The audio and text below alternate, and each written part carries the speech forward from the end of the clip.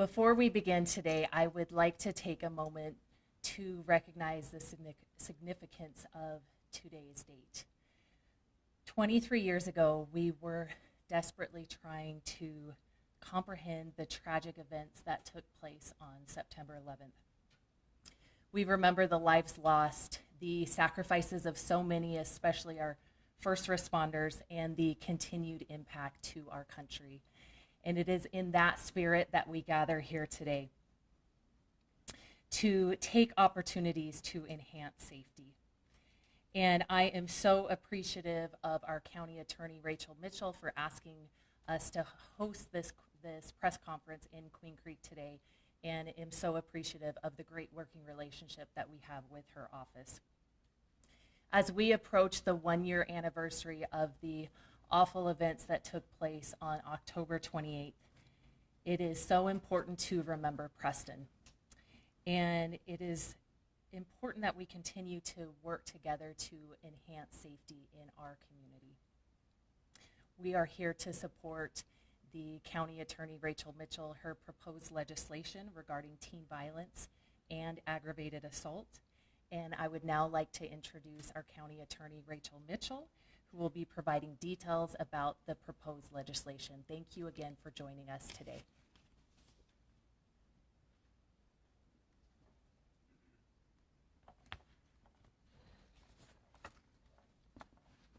Well, thank you everybody for coming. Hopefully this doesn't cover up any microphones. Thank you, Mayor Wheatley, for having me here to inform you and the public about the steps we are taking to curb teen violence. And as you have seen in past press conferences, this is just one step. This is a tragic reminder of what happened almost a year ago to Preston Lord and to his family. But it is rewarding to have people coming together to address the situation, to have Queen Creek Police Department, City Council, Mayor, as well as others coming forward from the legislature so that we can deal with this situation and not have it happen again. For the past few months, my office has been researching the situation and crafting proposed legislation to take action in holding teen violence offenders accountable. When the cases of the East Valley teens started making their way to my office in late December, early January, one of the biggest challenges that we faced was the limitations of the current law. The way it stands right now, unless an offender causes serious physical injury or uses or fashions a weapon or causes substantial injury, such as a broken bone, these crimes under the law are considered misdemeanors. When we charged some of the cases, we were able to raise the misdemeanors to Class 6 felonies by alleging that the victim's ability to resist was impaired. Now, this provision of the law is normally reserved for victims who are actually restrained in some way, but it still fit our set of circumstances because of the number of attackers involved that were either attacking or surrounding the individuals. But as most of you know, Class 6 felonies are able to be made into misdemeanors even after trial. When I teach others about them, I describe Class 6 felonies as being sort of a purgatory, if you will, between misdemeanors and felonies. And that simply does not speak to the seriousness of these crimes, especially to our young people. So the legislation that we are proposing will change that. We've called the crime that our proposal addresses swarming, because much like it sounds, this is focused on people who team up and beat up on a single individual. This is for the most part what we have been seeing in recent cases of teen violence, 3, 4, 5 or more people targeting one person.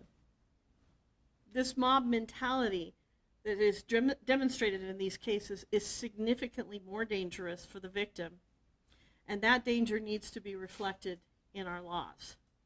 The proposed legislation adds language to the current law that if you commit an assault and are aided by 2 or more accomplices, the charge would be a Class 4 felony. A Class 4 felony will allow for stronger punishment than a Class 6 felony or a misdemeanor to those who decide to take place or take part in a gang or group beating. A Class 4 felony is also a permanent felony that cannot be turned into a misdemeanor. This swarming legislation will, of course, need the support of lawmakers. And for that, I have invited Representative Matt Gress, who represents Legislative District 4. We also have another co-sponsor who was unable to make it today, Representative Julie Willoughby from Legislative District 13. Both of them have shown a commitment to the rule of law and to prioritizing victims and the safety of residents, particularly young people. So I will turn it over to Representative Matt Gress to give you a few words on this effort. Matt. Thank you, County Attorney Mitchell. My name is Matt Gress. I'm a state representative in the Arizona House, representing District 4, which includes Scottsdale, Arcadia, Paradise Valley, and North Phoenix. But I'm here today in the town of Queen Creek to stand in strong support of County Attorney Mitchell's efforts to advance in our next legislative session a bill that would increase penalties on swarming. You know, the town of Queen Creek knows painfully well the dangers of swarming. Preston Lord, the loss of Preston Lord at the hands of a brutal teenage mob. It's unacceptable and it deserves a statewide response. Just imagine being attacked by 3 or 4 or 5 people. It is scary, it is frightening, and we know that it increases significantly the risk of serious injury or even in Preston Lord's case, death. So if I could leave you with one thing, it is this. We hear you, and next January, the Arizona legislature will take action on County Attorney Mitchell's legislation. I want to thank County Attorney Mitchell for her leadership on this particular issue and for keeping the residents of Maricopa County safe from criminal activity. Thank you. And now I'm going to introduce the Chief of Police, Chief Bryce.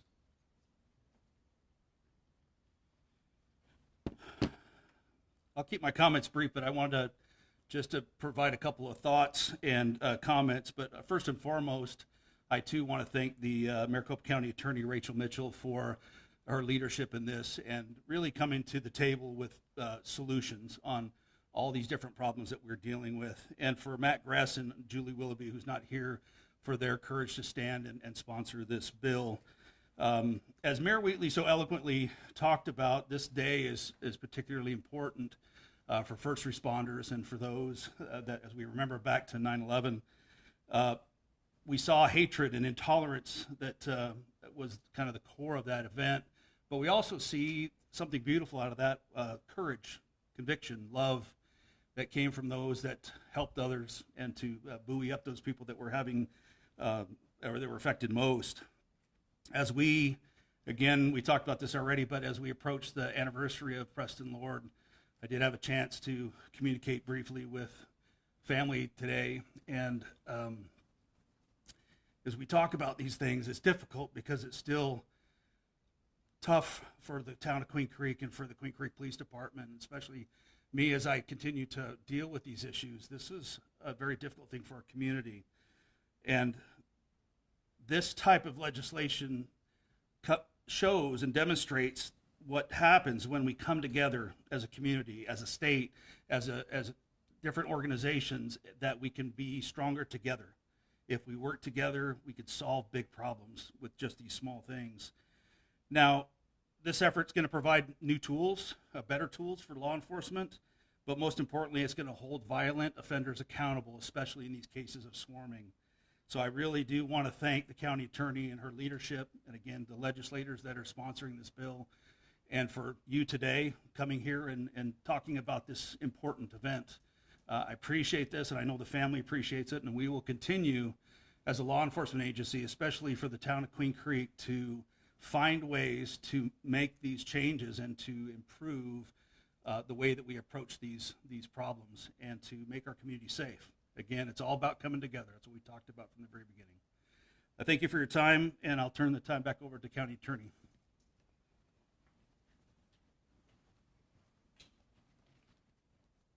Thank you, Representative Gress and Chief Rice. And with that, I'll open it up for any questions that you may have. Rachel, Morgan. to follow up on this piece of legislation, this gives prosecutors a new tool, but it seems that one of the problems in this sort of string of cases is that your office wasn't made aware of these. These cases had not reached you. Do you think that a year later that the police agencies, the police officers who are on the ground, the SROs, are becoming more aware of maybe some of these trends so that they take action sooner?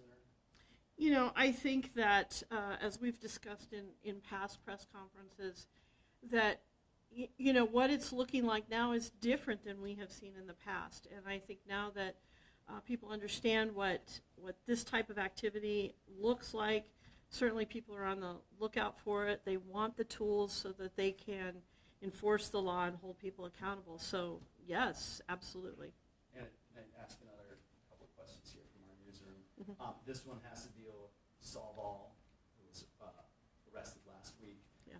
There were several instances where he fell through the cracks, not just in Maricopa County, Navajo County, Albuquerque we saw, but in the situation where he was arrested last year, last May.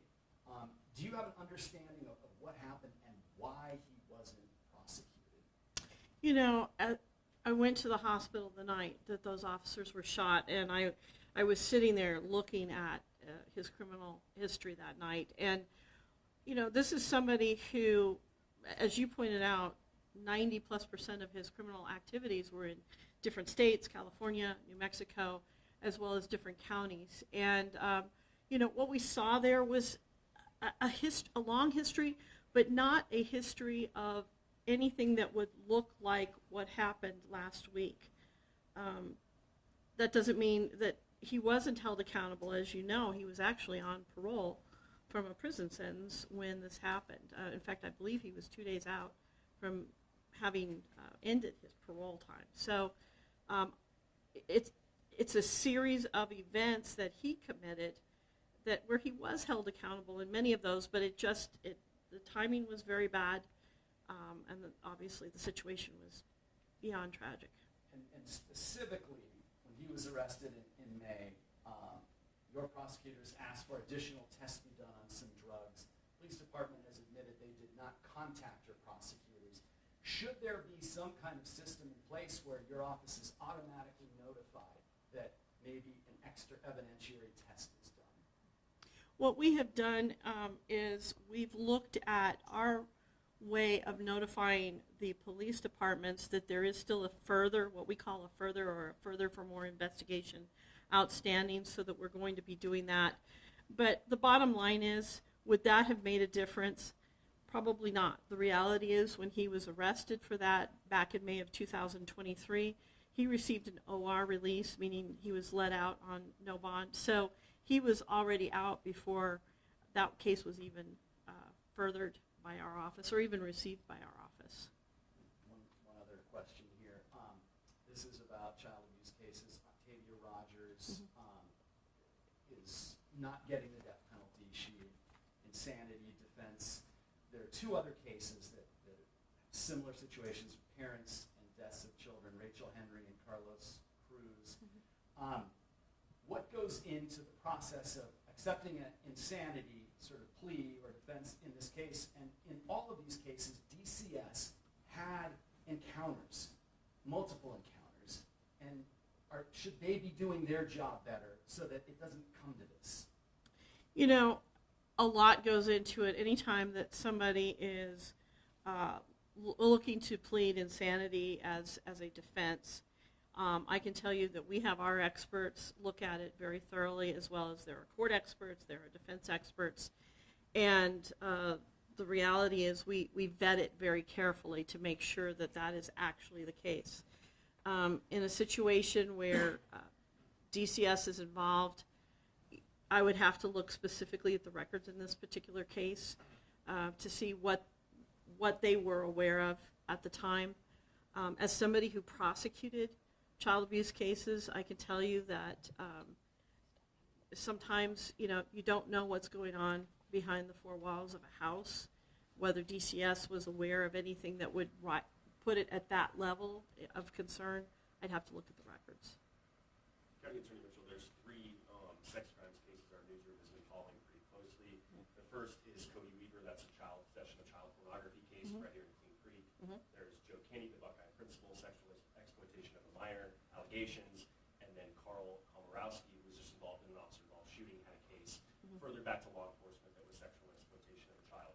What does your office consider when you decide to further a case back to law enforcement, turn it down outright? What are some of the things at play there? Well, obviously, the charges in the one case, Kenny case, are different than the other charges. What we're looking at is whether the elements of the offense, meaning the different things that we have to prove in court, can be proven beyond a reasonable doubt, or if there is a possible defense, not necessarily a true defense, but a possible defense out there that we can make sure that we're able to disprove beyond a reasonable doubt. In the Kenny case, for example, we have to show that the person, Mr. Kinney, knew or should have known the age of the person he was talking to, or the age being portrayed by the undercover officer. We also have to show that he had an intent to follow through and actually commit acts.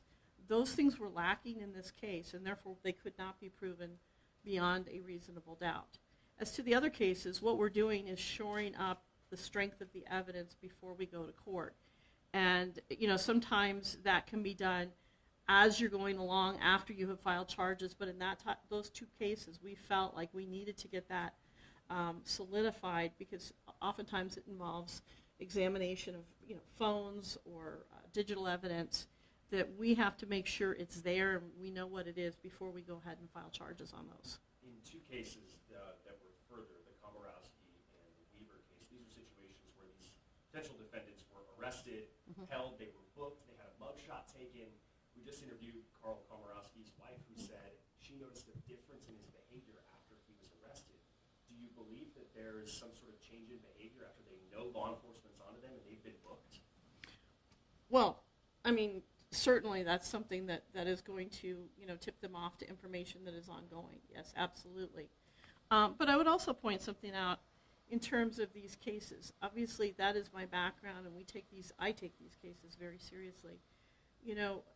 The units that are dedicated to prosecuting sex crimes cases in our office, I just looked at the numbers before I came. In August alone, just related to child sexual abuse, not related to adult sexual assault or anything, we filed 37 cases in August. Right now, pending trial in those two units of all sex crimes cases, there are 618 cases pending trial. So this is a very aggressive, very dedicated unit, or two units of people that go after this. So when they say we need additional evidence, that should be taken seriously. They know what is required in court, they are trying to shore up the case so that we can best protect the community. I just wanted to ask one softball question, if I could. Just got some records from his previous Navajo County case. This was possession of contraband in a facility. He was convicted, accepted a plea agreement, and was sentenced to a half year in prison in the Department of Corrections. This was his most recent case. Prosecutors in that case chose to not add enhancers because he was a multi-time convicted felon. That's written in the documents. Is that something you think they should have done because he was a multi-time convicted felon? Could they have? Without reading that case, it's hard for me to second guess a prosecutor who has read the case. So I think Navajo County would be in a better position to answer that question. Okay, so first, a quick question about the legislation. I know it's very early on in the process, but so far, have you guys received bipartisan support? We have been reaching out to various legislators, and at this point, we're trying to get the language down. We're trying to get sponsors in place, but I have no reason to think that we will not get bipartisan support in this situation. This is definitely something that is going on that needs to be addressed. And I'm very hopeful that from the legislature on up to the governor, they recognize the need for this legislation. And for those who don't work in the court system or aren't familiar, can you just talk briefly about the difference between a Class 6 felony and a Class 4 in terms of the punishment? Sure. In the Arizona's criminal justice system, we rank felonies from Class 1 to Class 6, 6 being the least serious. But the Class 6 felony is able to be designated or made into a misdemeanor even after trial. And in fact, while it is pending, it is treated as a misdemeanor for many purposes, most purposes. And so when I describe it as, when I'm teaching, as sort of the purgatory between felonies and misdemeanors, that's why I use that term. So we could go to trial on the cases that these individuals have been charged with and still end up with a misdemeanor. This way, when you have a 5 or higher level felony, those are permanent felonies. They can't be turned into misdemeanors. And so that's one of the considerations. But the other consideration is, as you go up on the continuum, harsher penalties apply. And we recognize from this type of behavior that whenever you have a group of people acting with group mentality, you have a greater danger. And the law needs to reflect that with the sentencing. And then I just had a couple of follow-up questions on the Joseph Kinney case, the principal out of Buckeye. In reading through the Form 4, the piece of the conversation that was publicly available to us, the undercover agent mentions that they are posing as a 12-year-old girl 2, maybe even 3 times in that conversation. Why is that not enough to reasonably believe that Kinney would have thought he was communicating with a 12-year-old girl? Without going into other things that were done as part of that investigation, what I would say is there were other factors that were present there that might cause him to question whether that was in fact true, that the person was actually talking to somebody that was that age. As I mentioned in our statement that we released, there was an age-regressed photo that certainly could have been taken to be an older person and caused them to question whether that was actually true. And then his defense, again, according to the court documents, was that he thought this was role play or fantasy. What is to stop anyone that is a child predator from using that as a defense? Well, that's not an uncommon defense used, that this is role play or fantasy, disturbing though that may be. But that's why the investigation has to contain certain elements within it to make sure that we can rebut that. That's what I was talking about earlier was we don't just look at the elements that we have to prove, but we look at what the likely defense is and can we disprove that likely defense. And that's why that investigation has to include those certain safeguards to make sure that we can. Those didn't happen in this particular case, unfortunately. And last question, why did your office choose to turn down the case as opposed to further it back to police? Because the elements that needed to take place were not available to us after the suspect became aware of the investigation. Rachel, back to softball real quickly. Are you going to change the bail asks for prohibited possessors, and do you think the courts will follow? We actually have been changing bail asks for the time I've been in office. We have been really paying a lot of attention to that. I think that bail amounts had gone down significantly before I took office. And, we've seen across the country where, for example, no bail has been tried, and it has failed. Every place has been tried. So we have been trying to drive the bail amounts up to an appropriate amount. Misconduct with weapons is something that we have been paying particular attention to because we have seen an extraordinary correlation between people who commit misconduct involving weapons. And let me explain what I mean by that. Misconduct involving weapons is a felon who is in possession of a gun where his or her rights have not been restored, and then later violent activity.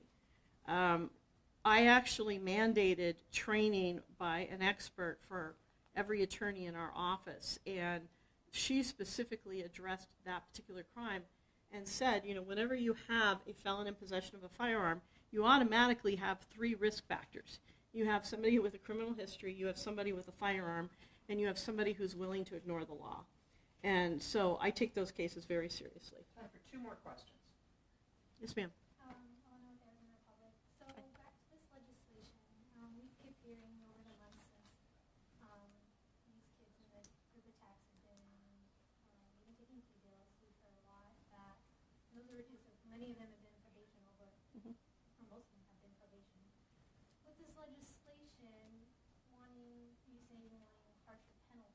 Mhm. Could you explain why these plea deals have gone down to just probation and not much of jail time? I think what people don't realize about Arizona's law is that unless there is, for example, a weapon or a prior felony conviction, not as a juvenile, but as a prior felony conviction, the vast majority of offenses are probation eligible, which means they could take it through the entire process, we could go to trial, and they could get probation or a misdemeanor in this situation. So we were taking that into account. But I would remind you that while there were plea deals entered, the plea deals had many of them pleading to the Class 6 that they were charged with, number one. Number two, there were situations where we did ask for additional jail from the judge who likely would have been the sentencing judge after trial, and in some cases we got it, and in some cases we did not. So that's one of the reasons that we made the plea offers we did, because we know what the outcome after trial is likely to be. Last question. If this legislation gets through, say there is a group attack in a year when the law is green-lighted, Mhm. And you have a first-time offender, it's still a higher felony, is there a chance that you could still get probation? It's still a probation eligible offense. However, the difference is they will not be able to say, well, I could go to trial and get a misdemeanor. And so we can, keep that as a permanent felony on their record. Plus, the sentencing range that they're facing is higher because it's a Class 4. Yeah. All right. Thanks, everybody. I think Chief Rice and Mayor Wheatley and Mr. Grass are all available if you'd like to talk to them. Thanks, everybody.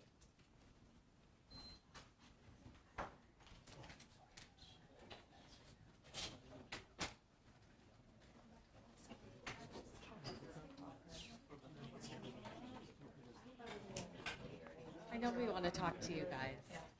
No, we do. We do.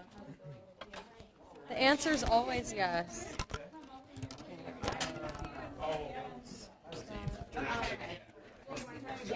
I'm going to make you her first. Do you want just right there? Perfect. You want to do it at the same time? Yeah. I always forget that. Thank you. How are you? Good to see you again. We're all friendly. Not with you. No, I'm just kidding. Nice to see you.